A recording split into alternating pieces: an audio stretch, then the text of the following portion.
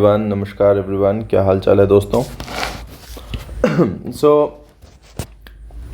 Exam में कुछ दिन बचे हुए हैं और जैसा आप देख सकते हो कि हमने इस पीडीएफ का नाम रखा है एग्ज़ाम।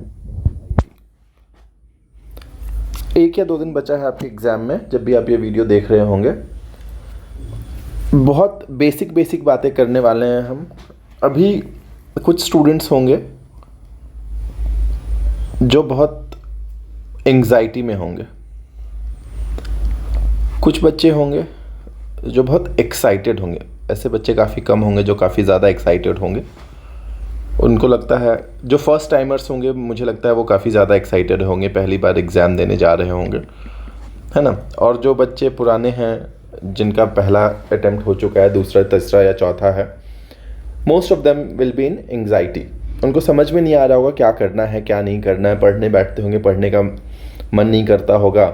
जब कुछ और करते होंगे तो लग रहा होगा कि ये पढ़ लें, ये पढ़ लें, ये पढ़ लें, कुछ नहीं पढ़ रखा है, ये भी बाकी है, मॉडर्न हिस्ट्री भी बाकी है, एंशिएंट भी बाकी है, करंट अफेयर्स इतना नहीं पढ़ा है जितना पढ़ना चाहिए, साइंस के क्वेश्चंस बाकी हैं। इस तरह की फीलिंग आ रही होगी, विच इज़ वेरी नॉर्मल।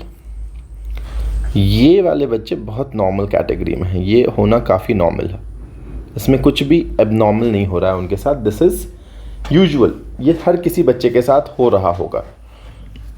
मैं आपको कुछ भी नया बात नहीं बताऊंगा, कुछ भी नई चीज़ें ऐसी नहीं बताऊंगा जो आपने पहले नहीं सुनी होंगी।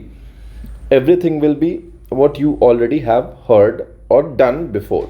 This will be just a consolidated form of what you need to do. एक जगह मैं आपको बता रहा हूँ so that आप अपने आप को स्टेबल कर सकें, कंसोलिडेट कर सकें और एग्ज़ाम में जाके अपना बेस्ट वर्जन प्रेजेंट कर सकें। ऐसा नहीं होना चाहिए कि आपको कुछ क्वेश्चन आते हैं और आपको लग रहा होगा कि काश हम उस दिन थोड़ा स्टेबल होते, काम होते तो ज़्यादा अच्छा हम परफॉर्म कर पाते।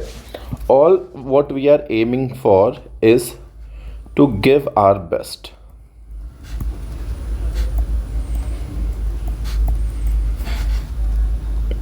To present the best version of our self.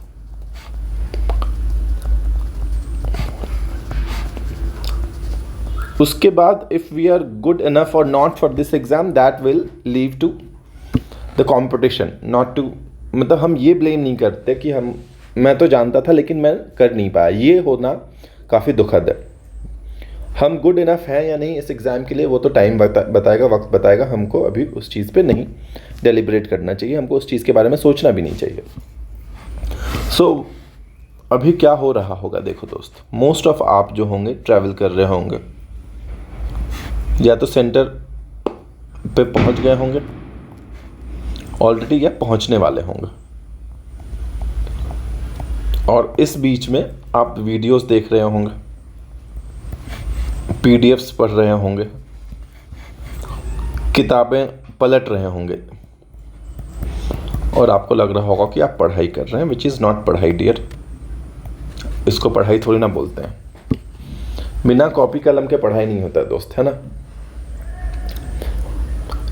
जिसको जितना पढ़ना था वो पढ़ चुके हैं, और पर्सनली हमको लगता है कि इस बार का पेपर वैसा भी नहीं होगा कि आप वन लाइनर्स पे बहुत ज़्यादा रिलाई कर सके। अगर आपने कॉन्सेप्ट बिल्ड करा है तो that will help you. One liners वाले बच्चे जो हैं वो बहुत ज़्यादा इस बार, पर्सनली हमको लगता है चूँकि पैटर्न चेंज होने वाला है तो वन लाइनर्स वाले बच्चे बहुत अच्छा इस बार शायद ना कर पाए। तो देखो दोस्त, सबसे पहला सजेशन जो हमारा रहेगा, read the instructions carefully. Instructions carefully करिए और उसको फॉलो करिए, एंड फॉलो दोज। ये आप कैसे करेंगे? ये आप तब करेंगे जब आपने अपना एडमिट कार्ड डाउनलोड कर रखा है। तो एडमिट कार्ड डाउनलोड कर लीजिए दोस्त,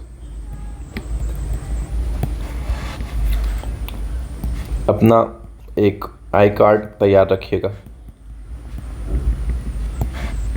है ना।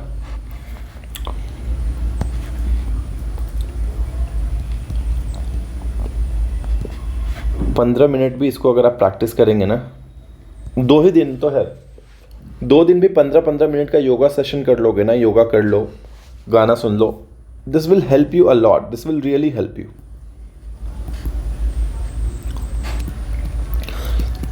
या फिर अगर योगा नहीं करना है दोस्त तो एक और तरीका बताते हैं, डायरी राइटिंग का भी प्रैक्टिस करना। ये दोनों हम अपना पर्सनल एक्सपीरियंस बता रहे हैं। बहुत नर्वस होना, उस इंसिडेंट को, जो चीज़ तुमको नर्वसनेस दे रहा है, जो चीज़ एग्जाइटी दे रहा है, जो तुम्हारे मन में थॉट्स आ रहे हैं ना, उसको एक डायरी में लिख लो या एक पेपर पे लिख लो। जो भी थॉट्स आ रहे हैं पेपर पे लिख लो उसको। ये दोनों चीज़ें ना, इनको स्ट्रेस बस्टर बोलते हैं। ये स्ट्रेस बस्टर्स हैं। Trust me, these will bust your stress, है ना। अब देखो दोस्त, जो भी बातें करेंगे उसको हम दो कैटेगरी में हम बांटते हैं। बिफोर डी डे, जो आपका एग्ज़ाम है, that is 12th, on that day what you are suppose to do, and during those 2 hours what you are suppose to do, right. तो जो भी चीज़ आपको बताई जा रही है, ये सारी चीज़ें इस कैटेगरी में फॉल करती हैं। एडमिट कार्ड डाउनलोड कर लीजिए, गाने सुन लीजिए, मूवी देख लीजिए। मेरा सजेशन रहेगा, एग्ज़ाम वाले दिन पे आप at least 2 hours before the exam, आपको कहता ही है पहुंचने के लिए, तो वहाँ पहुंच जाइए एग्ज़ाम सेंटर पे, है ना। जो भी 12 से 2 का स्लॉट है उसमें आप 10 बजे पहुंच जाइए कहानी कहने अपने सेंटर्स पे, जो कि आप इजीली पहुंच जाएंगे। जितने भी लड़के होंगे वो mostly a day before he आप अपने सिटी में होंगे जिस सिटी में आपका एग्ज़ाम है, और लड़कियों का होम सेंटर होगा, तो there won't be an issue कि आपको 10 बजे एग्ज़ाम सेंटर पे पहुंचने में, मुझे नहीं लगता आपको कोई कठिनाई होनी चाहिए। हैव लाइट ब्रेकफास्ट उस दिन, है ना, ज़्यादा खाना खा के जाने की ज़रूरत नहीं है। मेरा मेन एम इस वाले पे बात करना है आपसे कि ड्यूरिंग 2 hours क्या करना है। शुरुआत में ना, शुरू के 5 मिनट में just scan through the questions. एकदम स्कैन करिए क्वेश्चन पेपर को, आपको एक फेयर आइडिया हो जाएगा कि कौन सा एरिया से आया है ज़्यादा सवाल जो आपके पढ़े हुए हैं। जैसे क्वेश्चन नंबर 1 आपने देखा, आपको लगता है एक ऑप्शन एलिमिनेट हो गया, ABCD एक एलिमिनेट हो गया, बाकी मैं कुछ नहीं कर रहा हूँ, तो जो एलिमिनेट हुआ उसको काट दो, अभी इसका आंसर टिक मत करो। क्वेश्चन नंबर 2 आपको श्योर शॉट पता है, इसका आंसर C होगा, इसमें टिक करो, आगे बढ़ो। क्वेश्चन नंबर 3 में एक भी ऑप्शन एलिमिनेट नहीं हो रहा, इसको छोड़ दो, इसको सर्कल करो, इसको लिख दो, यहाँ लिख दो टू बी सीन, जो भी आपका शॉर्टकट हो, घेर के कुछ लिख दो, टू बी सीन अगेन, इसको लिख दो नहीं हुआ, नहीं हुआ। सिमिलरली 4th में आता है, आपको 2 आपने एलिमिनेट कर लिए और A और D बाकी है, इसको भी लिख दो टू बी सीन अगेन। जब first round of question paper आपका हो जाएगा इस तरह से, जब आप सॉल्व कर लोगे, तो मुझे लगता है अगर 100 सवाल हैं, लेट अस से अज्यूम कि अगर 100 क्वेश्चन या 150 क्वेश्चन है, लेट अस अज्यूम 150 क्वेश्चन है, तो मुझे लगता है आपके 70 क्वेश्चन अगर आपने ठीक ठाक पढ़ रखा है तो 50% ऑफ द क्वेश्चन आप इजीली मार दोगे। 70 क्वेश्चन आपके हो जाने चाहिए, मेरी अंडरस्टैंडिंग है। और 30 से 40 सवाल ना टू बी सीन वाले कैटेगरी में होंगे, जिसमें आप कुछ क्वेश्चंस तो एलिमिनेट, कुछ ऑप्शंस तो आप एलिमिनेट कर लोगे और कुछ नहीं कर पाओगे। इसमें आपके फॉल कर रहे होंगे 40 क्वेश्चंस, एंड 40 क्वेश्चंस ऐसे होंगे जो नहीं हुआ वाले क्वेश्चन में है। 40 क्वेश्चंस, इस क्वेश्चन पे तो आपको भूल के जाना ही नहीं है। टू बी सीन वाले क्वेश्चंस में, जो क्वेश्चंस में आप ऑप्शन एलिमिनेट कर रहे हो, बहुत बार होगा कि आपने 2 एलिमिनेट कर रखा है, ये 2 एलिमिनेट कर रखा है, इन दोनों में डाउट है दोस्त, आपको एकदम इसको टिक करना ही करना है। B और C में से देखो तो 50-50 का गेम है, करना ही चाहिए, दिस इज मस्ट, और इसको एकदम करना। लेकिन इसको फर्स्ट राउंड ऑफ क्वेश्चनिंग के समय इसको टिक मत मारना दोस्त। फर्स्ट राउंड ऑफ क्वेश्चनिंग में टिक मारोगे ना, अगर इसमें तुमने B और C में क्या होगा, अगर तुम फर्स्ट राउंड जब एलिमिनेट कर रहे हो, फर्स्ट राउंड में क्वेश्चन जब सॉल्व कर रहे हो, तुमको पता चल गया कि ये नहीं है आंसर, ये नहीं है आंसर, B और C में आंसर है, तुमने सपोज करो B मार दिया और आगे बढ़ गए, तो जब तुम नेक्स्ट क्वेश्चन सॉल्व कर रहे होगे, उसका आंसर तुमको आता भी होगा, तुम्हारे मन में इसी क्वेश्चन के प्रति कश्मकश चल रही होगी कि B सही तो मारे हैं, कहीं C तो नहीं है उसका आंसर, और उस चक्कर में तुम यहाँ भी गलत कर दोगे दोस्त। तो इसलिए हम कह रहे हैं कि फर्स्ट राउंड में टिक ओनली दोज क्वेश्चन जिसका आप श्योर शॉर्ट आंसर जानते हैं, उन क्वेश्चंस को आपको टिक करना ही नहीं है। टिक नहीं करना है, लेकिन उन क्वेश्चन को आपको अपना एक कोड बनाना होगा, एक ऐसा कोड जैसे to be seen again, TBS, या जो हिंदी वाले हैं दोबारा द लिख दो दोबारा, जो नहीं बन रहा उसको नहीं लिख दो, इस तरह का कोड होना चाहिए। जिन क्वेश्चन में आपने एक एलिमिनेट कर रखा है, एक भी एलिमिनेट कर रखा है, लेट अस से आपको पता आ गया ए नहीं होगा, बी सी डी और ई तो आपको तभी जाना है जब आप एकदम श्योर हो कि हाँ ई ही आंसर होगा, अदरवाइज ई को तो आप अभी नेग्लेक्ट करके चलिए। 4 ऑप्शन में अपन बात करते हैं।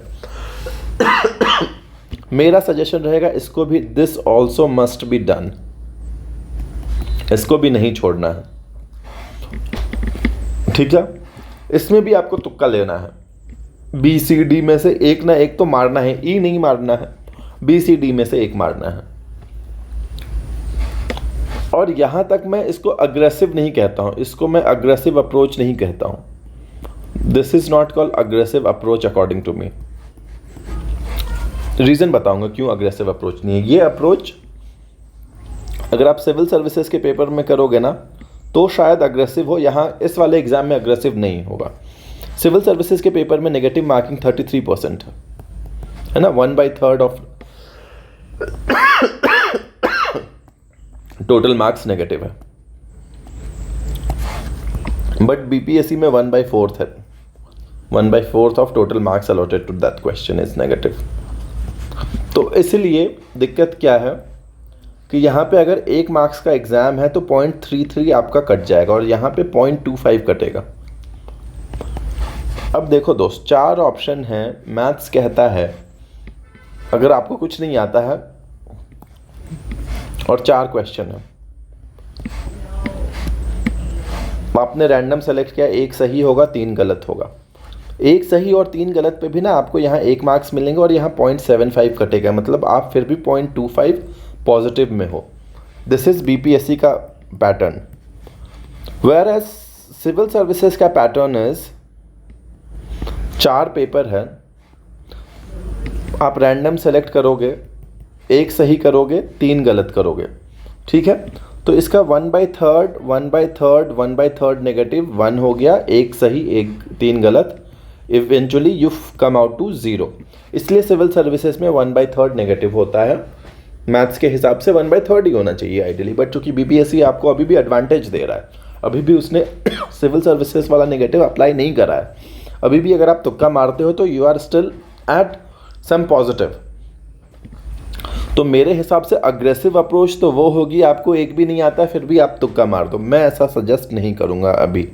और जो फर्स्ट टाइमर्स हैं जिनका कुछ भी रिस्क पे नहीं है, जिन बच्चों के पास एम्पल टाइम है, वो नेक्स्ट ईयर भी दे सकते हैं, उनको तो बिल्कुल भी मैं सजेस्ट नहीं करूँगा। अगर कुछ नहीं एलिमिनेट कर पा रहे हो दोस्त तो मत मारो तुक्का।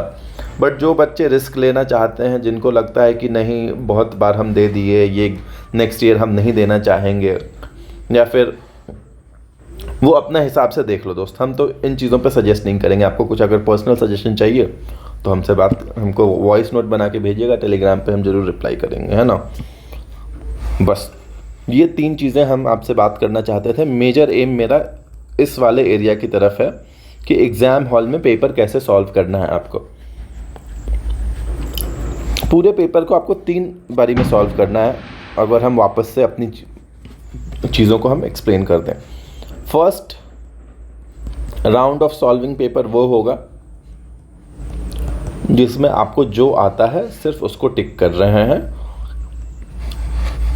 अब ऐसा तो नहीं है क्वेश्चन आपने पढ़ा, आपको सीधा सीधा पता है ये आंसर, इसको टिक कर दिया। दूसरा क्वेश्चन पढ़ा, उसमें आपको पता चल गया ये आंसर तो नहीं है, उसको एलिमिनेट कर दो, उसी समय कर दो। ये मत सोचना कि सेकंड राउंड में जब आएंगे तब एलिमिनेट करेंगे और आगे बढ़ गया, ठीक है। और एक होगा कि चलो इसमें तो कुछ नहीं आता है, इसको छोड़ देते हैं, इसको घेर के आगे बढ़ जाते हैं। सेकेंड राउंड में जो आप एलिमिनेट कर रहे हो, एकदम एलिमिनेट, आपको श्योर शॉट पता है ये दोनों तो नहीं होगा, उसके बाद आप टिक मार के आगे बढ़ो। थर्ड में जो नहीं आता है दोस्त, उसको नहीं आता है। अगर आप अग्रेसिव प्लेयर हो तो जो नहीं आता है उसमें भी टिक कर दोगे।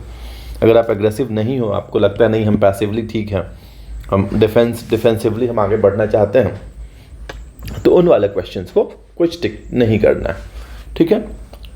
तो आज के लिए इतना ही है। अगर आपको लगता है फर्दर एंग्जाइटी बहुत ज़्यादा बढ़ रहा है, कुछ नहीं करना है, चिल करो, कोई बहुत बड़ा एग्ज़ाम नहीं है, लाइफ से बड़ा कोई एग्ज़ाम नहीं होता है। हमारा एक फ्रेंड है, सिंपल बीएससी है, एमएससी भी नहीं किया है अभी, और बारसोलीगंज कोई गांव है, एक बारसोलीगंज का हमारा फ्रेंड है, अभी आप वीडियो बनाने से पहले थोड़ी देर पहले उससे बात हो रही थी। वारसलीगंज है शायद, नवादा के आसपास कोई गांव है, वहाँ से वो दिल्ली आया था जब 10 रुपये लेके आया था। आज बता रहा था इस महीने का उसका अर्निंग है 2.5 लाख रुपए। मैथ्स का ट्यूशन पढ़ाता है वो 11th-12th के बच्चों को, 1600 रुपये पर आवर लेता है पढ़ाने का। तो पैसा कमाना is not a big deal आज के ज़माने में। मेहनत करने का इच्छा रखते हो और थोड़ा सा टैलेंट है, थोड़ा सा नॉलेज है, तो पैसा तो बहुत ईजिली आ जाएगा। तो इसलिए एग्ज़ाम कोई डिटरमाइन थोड़ी ना करेगा आपका लाइफ क्या है। ये चीज़ हम आपको एग्ज़ाम से पहले भी कह रहे हैं, एग्ज़ाम के दौरान भी कहेंगे, एग्ज़ाम के बाद भी करेंगे। कितने SDM है जिसका नाम आप जानते हो? खान सर को कौन नहीं पहचानता है? रोहित सर को कौन नहीं पहचानता है? बताइए। कितने SDM को आप जानते हैं? फॉर दैट मैटर कितने IAS ऑफिसर्स को आप जानते हैं? कितने ES ऑफिसर्स को आप जानते हैं? नहीं जानते हैं। तो नाम कमाना है, पैसा कमाना है, तो ज़रूरी नहीं है कि IAS IPS यही सब नाम पैसा कमाते हैं, है ना। और IAS IPS को नाम पैसा कमाने के लिए गलत करना पड़ेगा दोस्त। मतलब पब्लिक डीलिंग में तो रहते हैं IAS IPS ऑफिसर्स, लेकिन वो पब्लिक प्लेटफॉर्म पे उनको फ्रंट में थोड़ी ना रखा जाता है। फ्रंट में तो नेता लोग रहते हैं, और वही होना भी चाहिए। तो इसलिए ठीक है, ये सब बातें ठीक हैं। अभी आपको स्टेबल रहना है, आराम से मूवी भी देखो, एंजॉय करो, चिल करो। कोई भी एग्ज़ाम इतना बड़ा नहीं होता है ना। All the best, study well, bye for the day. मिलते हैं, चलो बाय यार।